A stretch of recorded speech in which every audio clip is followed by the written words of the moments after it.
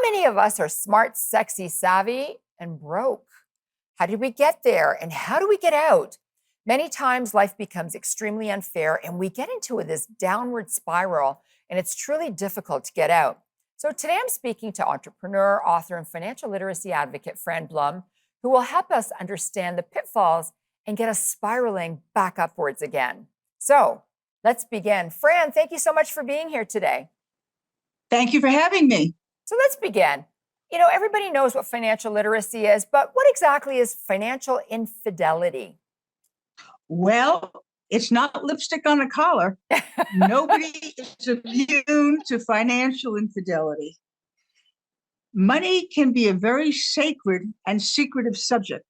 It seduces you to take care of it, love it, and spend it. Spending is what people get into trouble with, though. People love money, but spending it. There was a survey that was done by a nonprofit organization called Debt Solutions, and they found that 80% of spouses did not know where their partner was spending a huge amount of money, a great proportion of their money. And that's where people get into trouble. That's financial infidelity. Financial infidelity takes many, many forms. For example, if a couple is getting married, very often, and it's usually recommended, that they do a prenuptial agreement. A prenup basically says how much money you're coming into the marriage with, and it basically outlines what your financial parameters are and what your goals are as a couple. Well, guess what? The top of a financial infidelity pyramid would be lying on a prenup about your assets. And yet it happens quite frequently. Very often, the moneyed spouse underestimates the true value of their assets. However, in some states, in the United States, for example, that they have community property, very often people overestimate what they're going into the marriage with. So it can work both ways. And no one's immune to it. Women can be just as guilty as men. Usually men are very good at financial infidelity. Let me give you another very common example. Okay. Perhaps as an investment advisor, you've seen this, Liz.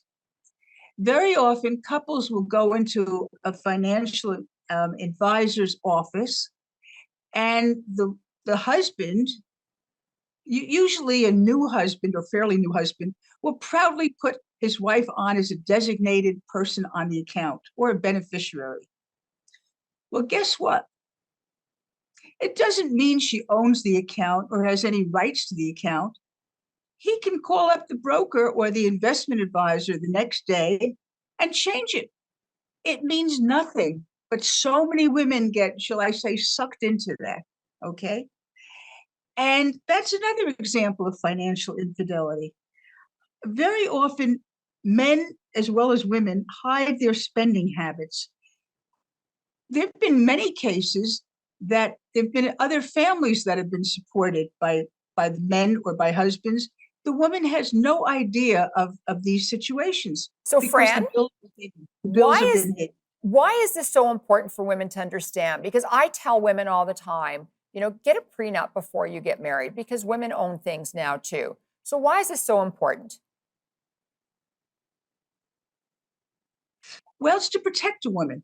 I think many women have gone for many, many years in history with the idea, that was how I was raised in those days. You didn't talk about money. That was something men talked about, or it wasn't nice. It wasn't, quote, nice. Women must talk about money, and they have to take charge of their financial future. You have to take charge of your world, and money is your world. And you have to be queen of your cash as well as your castle. You really do. And financial infidelity is one way that many women have faced a life of hardship that they did not expect.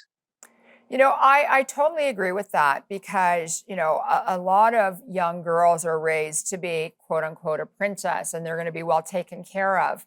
But the bottom line is, as women, we need to advocate for ourselves, and we need to take control of our lives, and we need to know more about our finances, our health, whatever else it is. We need to take control of our lives.